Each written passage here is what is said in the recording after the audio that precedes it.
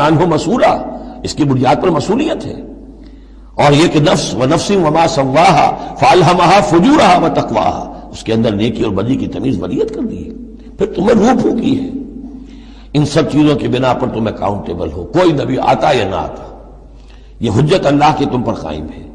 لیکن پھر بھی اللہ اتمام حجت کرنے کے لیے یہ اضافی شے ہے کہ اللہ نے تم ہی میں سے کچھ لوگوں کو چنا جو بڑے ہی اعلیٰ کردار کے لوگ تھے، تم جانتے تھے کہ یہ ہمارے ہاں کے بہترین لوگ ہیں، ان کے دامن کردار پر کوئی داغ دھبا نہیں ہے، ان کی سیرت و اخلاق تمہارے سامنے تھی کھلی کتاب کے مانند، ان کے پاس ہم نے اپنی وحی بھیجی، اور پھر تمہیں یہ کرو یہ نہ کرو یہ بھی بتا دیا۔ ایگزامینیشن میڈ ایزی بھی ہو گیا تمہارے لیے، اس امتحان کو ہم نے اتنا آسان کر دیا تاکہ اب کسی کے پاس کوئی عذر باقی نہ رہ جائے، کوئی جو ہے یہ پلیڈ نہ کر سکے کہ میں تو اگنورنس کے پلیڈ کرے کہ میں تو اگنورنٹ تھا، مجھے معلوم نہیں تھا۔ جب رسول آ گئے تو اب کوئی عذر باقی نہیں رہا۔ رسول سے پہلے پھر بھی کچھ شخص کہہ سکتا ہے پروردگار میں ایسے ماحول میں پیدا ہو گیا تھا، وہاں سب کے سب اسی رنگ میں رنگے ہوئے تھے، پروردگار میں اپنے 2 وقت کی روٹی کے دھندے میں ایسا لگا رہا کہ مجھے کبھی ہوش ہی نہیں آئی کہ میں سوچتا۔ لیکن جب رسول آ جاتے ہیں اور رسولوں کے آنے کے بعد حق مبرہن ہو جاتا ہے اور حق و باطل کے درمیان امتیاز بالکل واضح طور پر قائم ہو جاتا ہے، پھر کوئی عذر باقی نہیں رہتا، کوئی حجت پیش کرنے کے لیے لوگوں کے جانب سے اللہ کے سامنے اللہ کے محاسبے کے مقابلے میں باقی نہیں رہتی۔ تو یہ اتمام حجت ہے، اللہ کی طرف سے حجت کا اتمام۔ رسولم مبشرین، اور کر کیا سکتے ہیں رسول؟ نہ کسی کو زبردستی ہدایت پر لا سکتے، ظاہر بات ہے کسی کو گمراہ کرنا تو پیش نظر ہے ہی نہیں، لیکن کسی کو زبردستی ہدایت پہ نہیں لا سکتے۔ ہاں جن کے اپنے اندر کی یہ چیزیں جاگ جائیں گی، متوجہ ہو جائیں گے، اپنے باطن کی حقیقتوں کی طرف دیکھیں گے، اور پھر یہ کہ نبی کی بات سنیں گے، اس سے فائدہ اٹھائیں گے، سیدھے راستے پر چلیں گے، ان کے لیے مبشر ہوں گے، بشارت، فراح و ریحان و جنت نعیم۔ اور جو لوگ یہ ہے کہ اس کے بعد بھی اپنی غلط ہی راستوں پر چلتے رہیں گے، تعصب میں، ہٹ دھرمی میں، ضد میں، مفادات میں، چودراہٹوں کی وجہ سے، ان کو خبردار کریں گے کہ اب تمہارے لیے بدترین انجام جو ہے جہنم تیار ہے۔ تو رسولوں کا بنیادی فنکشن یہی ہے، تبشیر اور انذار، مبشرین و منذرین۔ کس لیے؟ لے اللہ یکونا، تاکہ نہ رہ جائے، للناس، لوگوں کے پاس، لوگوں کے حق میں، اللہ اللہ کے مقابلے میں، یعنی اللہ کی حجت، اللہ کے محاسبے کے مقابلے میں، حجت، کوئی حجت، کوئی عذر، کوئی بہانہ باقی نہ رہے بعد الرسل، رسولوں کے آنے کے بعد۔ وکان اللہ عزیز حکیمہ، اللہ عزیز ہے، بغیر رسولوں کے بھی محاسبہ کرے، اختیار اس کا مطلق ہے، حکیم ہے، اس نے یہ نظام بنایا ہے اپنے محاسبہ اخروی کے لیے۔ اب اس میں البتہ ایک بات اور نوٹ کر دیجئے، یہ بڑی تفصیل سے میں نے یہ چیزیں لکھی ہوئی ہیں اپنی ایک کتاب میں، نبی اکرم صلی اللہ علیہ وسلم کا مقصد بعثت، کہ ایک بنیادی مقصد رسالت کا وہ تو یہ ہے، اور ایک تکمیلی مقصد ہے رسالت کا جو محمد الرسول اللہ پر جا کر کامل ہوا ہے صلی اللہ علیہ وسلم، وہ ہے لِيُظْهِرَهُ عَلَى الدِّينِ كُلِّهِ۔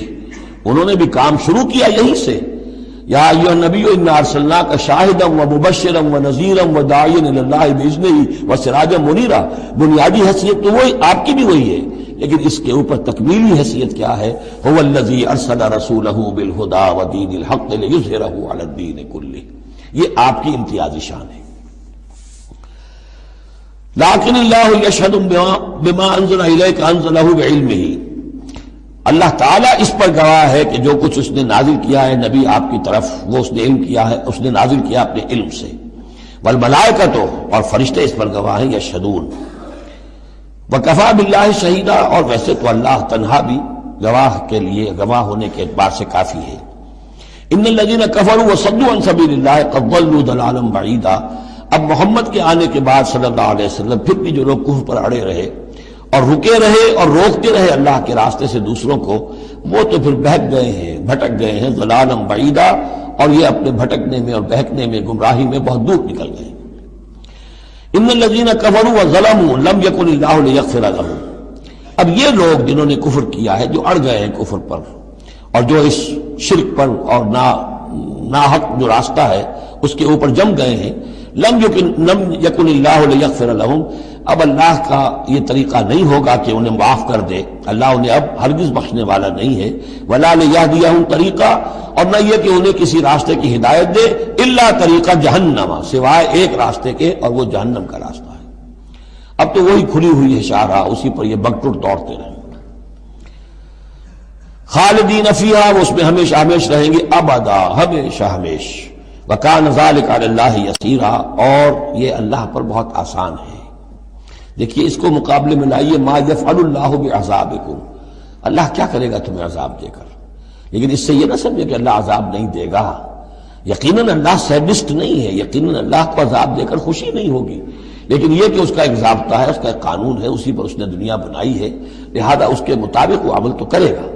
اور یہ اس پر کوئی بھاری گزرنے والی بات نہیں ہے کہ اپنی ہی مخلوق کو، اس لیے کہ بعض ملنگ قسم کے صوفی جو ہیں وہ یہ بھی کہتے ہیں کہ یہ اللہ بڑا رحیم ہے، اب کیا وہ اپنی مخلوق کو جہنم میں جھونک دے گا، یہ تو ایسے ڈراوے کے لیے، ذرا سیدھا کرنے کے لیے، جیسے بچوں کو ڈانٹ دیتا ہے باپ ہو ماں ہو، میں تیرا قیمہ کر دوں گی، تو کوئی کیا قیمہ کر دے گی کوئی ماں اپنے بچے کا، لیکن یہ تو اصل میں صرف ڈراوا ہے اور کچھ نہیں، لیکن یہ بات صحیح نہیں ہے، اسی لیے اللہ تعالیٰ کہتا ہے کہ کان ذالک علی اللہ یسیرا، اللہ کے لیے یہ بہت آسان ہے، بہت ہلکی بات ہے اس کے لیے۔ یا ایھا الناس، اب یوں سمجھیے کہ کنکلوڈنگ حصہ جو ہے سورہ مبارکہ کا، یا ایھا الناس قد جاءکم الرسول بالحق من ربکم فآمنوا خیرا لکم، اس عبارت میں جو زور ہے، میں نے کوشش کی ہے کہ میں اسے اپنی آواز کے ذریعے سے واضح کروں، اے لوگوں تمہارے پاس آ چکا ہے رسول حق کے ساتھ، یعنی اب تم یہ نہیں کہہ سکو گے کہ رسول نہیں آیا ہمیں پتہ نہیں تھا، you won't be able to plead ignorance، یہ نہیں کہہ سکتے کہ ہمیں معلوم نہیں تھا، ہم پر بات کھولی نہیں گئی، ہم پر بات واضح نہیں ہوئی، یہ بہانہ ختم ہو گیا اب محمد کے آنے کے بعد۔ یا ایھا الناس قد جاءکم الرسول بالحق من ربکم فآمنوا خیرا لکم، ایمان لے آؤ یہی تمہارے لیے بہتر ہے، بلکہ صحیح ترجمہ ہوگا اسی میں تمہاری خیریت ہے۔ وَإِن تَكْفُرُوا فَإِنَّ لِلَّهِ مَا فِي السَّمَاوَاتِ وَالْأَرْضِ، اور کفر پر اڑے رہو گے تو اللہ تعالیٰ کا کیا بگاڑ لو گے، آسمانوں اور زمین میں جو کچھ ہے وہ اللہ ہی کا ہے۔ وَكَانَ اللَّهُ عَلِيمًا حَكِيمًا، اللہ علیم ہے حکیم ہے۔ یا اہل الکتاب لا تغلوا فی دینکم، اے کتاب والو اپنے دین میں غلو نہ کرو، ولا تقولوا علی اللہ الا الحق، اور اللہ کی طرف کوئی شے منسوب نہ کرو سوائے اس کے جو درست ہو اور حق ہو۔ جھوٹ بولنا ہے تو بازی بارش بابا ہم بازی، جھوٹ بولنا خود بولو، خدا پر جھوٹ جڑنا اللہ نے یہ کہا، یہ تو گویا کہ یوں سمجھیے کہ بازی بارش بابا ہم بازی والی بات ہو گئی۔ لا تقولوا علی اللہ الا الحق، انما المسیح عیسی ابن مریم رسول اللہ، دیکھو مسیح عیسیٰ ابن مریم اللہ کے رسول تھے، یہ حیثیت ان کی ہے، الوہیت میں کوئی حصہ نہیں ہے، وہ خدا کے بیٹے نہیں ہیں، رسول اللہ ہے۔ وَكَلِمَتُهُ أَلْقَاهَا إِلَىٰ مَرْيَمَ، اور اس کا ایک کلمہ ہے کہ جو اس نے ڈالا مریم پر، یعنی مریم کی رحم میں جو حمل ہوا ہے حضرت عیسیٰ کا، وہ اللہ کے کلمہ کن کی طرف فعل ہوا ہے۔ ایک جو فزیکل جو بھی حصے ہیں کسی عمل کے، اب کسی بھی انسان کی ولادت میں ایک حصہ باپ کا ہے ایک حصہ ماں کا ہے، لیکن حضرت مسیح علیہ السلام کی ولادت میں ماں والا حصہ تو پورا موجود ہے، حمل ہوا ہے، 9 مہینے آپ اپنے رحم میں رہے حضرت مریم سلام علیہا کے، لیکن یہ کہ باپ والا حصہ نہیں ہے۔ تو اللہ تعالیٰ کے ہاں جہاں پر بھی کوئی اس طرح کا لنک جو ہے، جو میٹیریل لنکس ہیں جو، وہ اگر کہیں ٹوٹا ہے تو کن، اللہ کا ایک کن جو ہے، اللہ کا ایک امر، وہ وہاں پر کفایت کرتا ہے۔ اس معنی میں اللہ تعالیٰ کے کلمے ہیں، کلمتہ القاہا الی مریم، اور روح منہ، اور ایک خاص روح ہے اللہ کی طرف سے، یعنی روح تو ویسے سب کی اللہ کی طرف سے ہے، لیکن یہ کہ روحوں کے بڑے اونچے مراتب بھی ہیں۔ ایک روح محمدی ہے جس کو ہم عام طور پر ہمارے علماء نور محمدی کہتے ہیں۔ وہ نور محمدی کیا ہے؟ روح محمدی، اس لیے کہ روح جو ہے نورانی شے ہے۔ ملائکہ بھی نور سے پیدا ہوئے ہیں، اور انسانی جو ارواح ہے وہ بھی نور سے پیدا ہوئی ہیں، جنات نار سے پیدا ہوئے ہیں، حیوانات اور انسان کا بھی حیوانی جسم جو ہے یہ مٹی اور پانی سے پیدا ہوا ہے، سیدھی بات ہے۔ تو چونکہ ارواح جو نورانیاں ہیں تو وہ نور تو ہے، تو حضور کی روح اس کی اپنی شان ہے، حضرت عیسیٰ کی نور کا نور اور ان کی روح ان کی اپنی شان، روح منہ فآمنوا باللہ ورسولہ، پس ایمان لاؤ اللہ پر اور اس کے رسولوں پر، ولا تقولوا ثلاثہ، اور دیکھو تثلیث کا عقیدہ مت گھڑو، یہ نہ کہو کہ تین ایک میں تین، تین میں ایک، الوہیت تین میں ہو گئی، تین اقنوع میں۔ انتہوا خیرا لکم، باز آ جاؤ، اسی میں تمہاری خیریت ہے۔ انما اللہ الہ واحد، جان لو اللہ تو ایک ہی الہ واحد ہے، تنہا ہے۔ سبحانہ ان یکون لہ ولد، وہ پاک ہے اس سے کہ اس کے کوئی بیٹا ہوتا یا اولاد ہوتی۔ لہو ما فی السماوات و ما فی الارض، آسمانوں اور زمین میں جو کچھ ہے اسی کا ہے، اس کی ملکیت ہے۔ وکفی باللہ وکیلا، اور اللہ کافی ہے بطور کارساز۔ لن یستنکف المسیح ان یکون عبدا للہ، مسیح کو تو اس میں ہرگز کوئی عار نہیں ہے کہ اس کو کہا جائے کہ وہ اللہ کا بندہ ہے، اس کو تو اللہ کے بندہ ہونے میں اسے اپنی شان محسوس ہوگی۔ جب ہم کہتے ہیں وَنَشْهَدُ أَنَّ مُحَمَّدًا عَبْدُهُ وَرَسُولُهُ، تو یہ عبدیت کی شان تو اور بلند و بالا ہے، رسالت سے بھی اوپر ہے۔ یہ ایک علیحدہ مسئلہ ہے، پھر کبھی اس کو بیان کروں گا۔ تو لن یستنکف المسیح ان یکون عبدا للہ، یہ کوئی بات ان کے لیے کوئی عار کی نہیں ہے کہ وہ اللہ کے بندے ہوں۔ بل الملائکۃ المقربون، اور نہ ہی جو ملائکہ مقربین ہیں انہیں اس میں کوئی عار ہے کہ انہیں اللہ کا بندہ سمجھا جائے، سب بندے ہیں۔ وَمَن يَسْتَنكِفْ عَنْ عِبَادَتِهِ وَيَسْتَكْبِرْ، اور جو کوئی بھی عار سمجھے گا اللہ کی بندگی میں اور استکبار کرے گا، تکبر کرے گا، فَسَيَحْشُرُهُمْ إِلَيْهِ جَمِيعًا، تو پھر اللہ تعالیٰ ان سب کو اپنے پاس لے آئے گا، جمع کرے گا۔ فَأَمَّا الَّذِينَ آمَنُوا وَعَمِلُوا الصَّالِحَاتِ، تو جو لوگ ایمان لائے ہوئے ہوں گے اور جنہوں نے نیک عمل کیے ہوں گے، فَيُوَفِّيهِمْ أُجُورَهُمْ، تو انہیں ان کے پورے پورے اجر دے گا، پورے پورے۔ وَيَزِيدُهُمْ مِنْ فَضْلِهِ، اور خاص اپنے فضل سے انہیں مزید دے گا، بونس بھی دے گا۔ آپ پہ آخری جو ٹپ کر دیتے ہیں کسی کو، کسی نے کام کیا اچھا کیا ہے تو اسے انعام دیتے ہیں، اپنے فضل سے اور نوازے گا۔ وَأَمَّا الَّذِينَ اسْتَنكَفُوا وَاسْتَكْبَرُوا، اور جنہوں نے عبدیت کے اندر کوئی عار محسوس کی تھی اور تکبر کیا تھا، فَيُعَذِّبُهُمْ عَذَابًا أَلِيمًا، ان کو وہ عذاب دے گا بہت زبردست اور بہت دردناک۔ وَلَا يَجِدُونَ لَهُم مِّن دُونِ اللَّهِ وَلِيًّا وَلَا نَصِيرًا، اور وہ نہیں پائیں گے اپنے لیے اللہ کے سوا یا اللہ کے مقابلے میں نہ کوئی حمایتی نہ مددگار۔ یا ایھا الناس قد جاءکم برہان من ربکم، اے لوگو دیکھو آ چکی ہے تمہارے پاس برہان تمہارے رب کی طرف سے۔ اب یہ قرآن مجید کی طرف اشارہ ہو رہا ہے، اور برہان بھی قرآن جمع محمد مل کر برہان ہوں گے صلی اللہ علیہ وسلم، جیسے میں بیان کر چکا ہوں شروع میں تعارف قرآن میں کہ کتاب جمع رسول مل کر بینہ، حتیٰ تأتیہم البینہ، اور بینہ کیا ہے؟ رسول من اللہ یتلو صحفا مطہرۃ فیہا کتب قیمہ۔ وانزلنا الیکم نورا، اور ہم نے تمہاری طرف نور نازل کر دیا ہے۔ یہاں چونکہ لفظ کے ساتھ انزال آیا ہے، اس سے مراد لازماً قرآن مجید ہے۔ انزلنا الیکم نورا مبینا، انزلنا ہم نے نازل کر دیا ہے تمہاری طرف ایک روشن نور۔ فاما الذین آمنوا باللہ واعتصموا بہ، تو اب جو لوگ اللہ پر ایمان لائیں گے اور اس کے ساتھ چمٹ جائیں گے، یکسو ہو جائیں گے،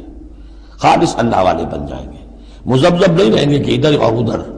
کبھی ادھر کبھی ادھر، نہ ادھر نہ ادھر، یہ نہیں ہوگی بات،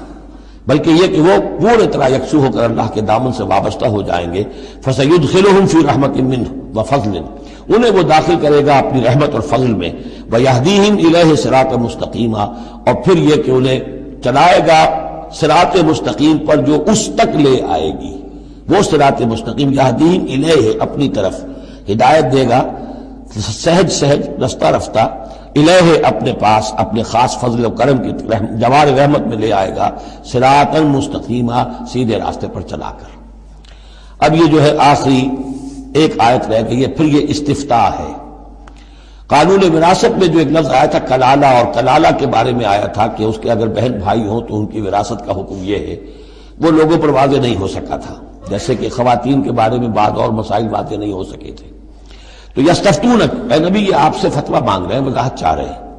قل اللہ یفتیکم فی الکلالہ، کہو کہ اللہ تعالیٰ تمہیں کلالہ کے بارے میں مزید وضاحت دے رہا ہے، فتویٰ دے رہا ہے، حکم بتا رہا ہے۔ ان امرؤ ہلک لیس لہ ولد ولہ اخت،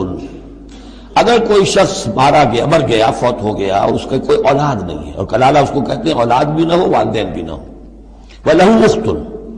اور اس کی ہو ایک بہن، فلہا نصف ما ترک، تو ایسے ہی ہے جیسے ایک بیٹی ہو تو اسے آدھا ملے گا، تو اس کے مطابق اس کو آدھا مل جائے گا۔ وَهُوَ يَرِثُهَا إِن لَّمْ يَكُن لَّهَا وَلَدٌ، اور کلالہ اگر عورت تھی، اور اس کے کوئی اولاد نہیں، کوئی والدین نہیں، تو اس کا پورا وارث اس کا بھائی بن جائے گا، پھر پوری جو اس کی دولت ہے اس کی وراثت اس کے بھائی کو چلی جائے گی۔ فَإِن كَانَتْ اثْنَتَيْنِ فَلَهُمَا الثُّلُثَانِ مِمَّا تَرَكَ، اور اگر وہ بہنیں جو ہیں وہ 2 سے زائد ہوں یا 2 ہوں تو 2/3 میں وہ شریک ہو جائیں گے۔ وَإِن كَانُوا إِخْوَةً رِجَالًا وَنِسَاءً، اور بہن بھائی ہوں بہت سے، فَلِلذَّكَرِ مِثْلُ حَظِّ الْأُنثَيَيْنِ، تو پھر وہ اصلی قاعدہ جو ہے کہ مرد کے لیے 2 عورتوں کے برابر حصہ ہو جائے گا، بھائی کو بہنوں سے ڈبل ملے گا۔ یعنی یوں سمجھ لیجئے کہ وہ جو حکم وہاں تھا بیان کیا گیا وہ اخیافی بہن بھائیوں کا تھا۔ اخیافی بہن بھائی وہ ہوتے تھے عرب میں کہ ماں ایک ہو باپ علیحدہ ہو، ان کا چونکہ خاص مسئلہ ہوتا تھا اس لیے بیان کر دیا۔ باقی عینی اور اللاتی، ماں باپ دونوں ایک ہو، اور یا یہ کہ مائیں علیحدہ ہو باپ ایک ہو، تو ان کا وہی قانون ہوگا کہ جو بیٹا بیٹی کا ہے، کہ جس طریقے سے کہ بیٹا اور بیٹی میں جس نسبت سے وراثت تقسیم ہوتی ہے ایسے ہی ان بہن بھائیوں میں ہوگی۔ یہ ہے یبین اللہ لکم ان تضلوا، اللہ واضح کیے دیتا ہے تمہارے لیے مبادا تم گمراہ ہو جاؤ، واللہ بکل شیء علیم، اور اللہ ہر چیز کا علم رکھتا ہے۔ سورہ نساء مکمل ہوئی، اب اللہ کا نام لے کر